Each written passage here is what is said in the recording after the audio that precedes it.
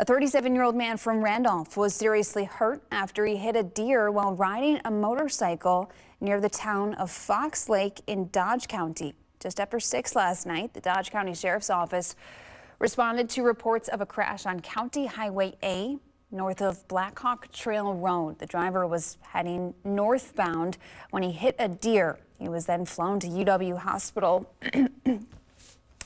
by MedFlight. Officials say the rider was wearing protective gear and a helmet at the time of this crash.